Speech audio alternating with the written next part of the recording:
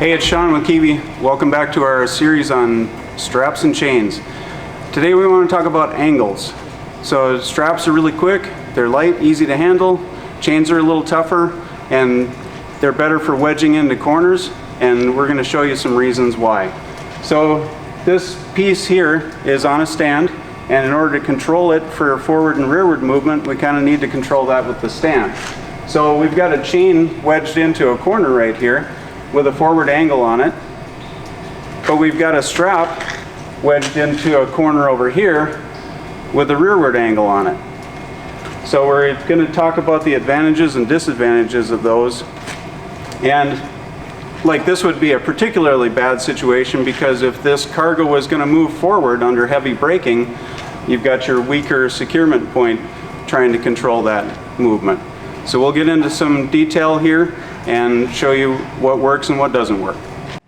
So we're a little closer up now, and you can see that with this rearward angle on this strap, it's wedging that strap into that corner, and we're on a sharp piece of steel. So even if this was a soft thing like wood that wasn't going to cut the strap, it would still severely weaken it because of the fact that the strap is bunched up in that corner. And you can have the same thing happening down here at your trailer, especially when you're on the back side of a stake pocket. The spools aren't quite so bad because they got a rounded corner on them, but the stake pockets are square and they're sharp, so you've got that unforgiving corner that you're wedging that strap into. So we'll loosen this strap up a little bit and we'll show it with some padding on it. If you were forced to do a strap in this situation, which I wouldn't recommend on this machine, but we haul a lot of different things, we'll show some padding that you could do that would make it better, more survivable. So now you can see we've loosened the strap and put some cut pieces of strap in there as padding. And right here I've got 3 layers of strap in between the strap that's holding the load and the actual cargo itself. So that's going to soften that edge quite a bit. But still, this is not very survivable for that strap if this was a heavy piece that really wanted to move.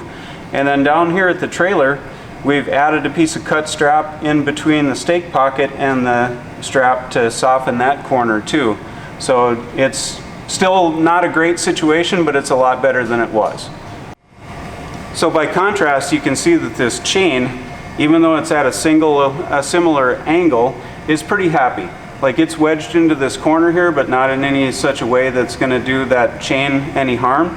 And down here at the trailer, especially when we're attached to the spools, the chain can adjust to that angle and it's not going to do any harm to the chain or the trailer. So now we're over on the winch side of the strap here, and you can see it's really unhappy next to that stake pocket. And we've also got another deal going on here. When you have a strap at an angle, it's really easy to not have control of your loose end, and that loose end can come loose on you on the road. So I'll show you a handy little technique that you can use to solve both of those problems at once. So now I've loosened up the strap so that everything is loose here. And what you want to do is, as you're putting them together, your loose end that you've got folded up, you want to put it down behind the strap like you normally would, and get your winch where it's just finger tight, and then go to your folded up slack and take the back 2 layers, the ones that are back next to the trailer, and bring those back 2 layers around the corner, and then you got to hold them in place while you get to tighten the strap down.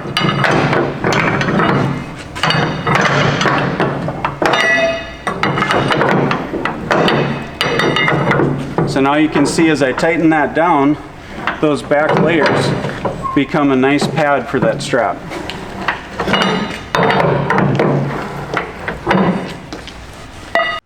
Still gonna fail at far less than full braking strength, but it's a whole lot better than it was. And now our loose end is gonna be really secure while we're traveling. Now we're on the binder side of the chain, and again you can see that chain is pretty happy in the corner there. It's not gonna damage the freight, not gonna damage the chain. If we needed padding in here, we could easily use some of that cut strap to pad in there if it was paint that needed to be protected, but on this shipping stand they're not really going to care about that. And then again, the chain is able to adjust easily for the angle at the trailer.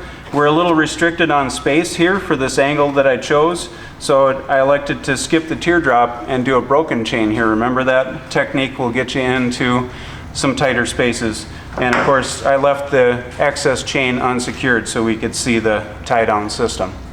Chain is going to be a much better choice in this particular situation than a strap. Okay, so I think we've got this one tied down pretty well to go down the road. So now you can see that our chains are handling our angled fasteners for front and rear control. And then we've got a couple of straps on it that are just giving us down pressure. One of the things that you want to consider is this piece is sitting in a stand for shipping. And we haul a lot of different things in a lot of different kinds of stands, so you always have to look at the securement between the object and the stand. There are certain things where the object is really well secured to the stand and it's a delicate object, so you don't secure the object at all, you just secure the stand.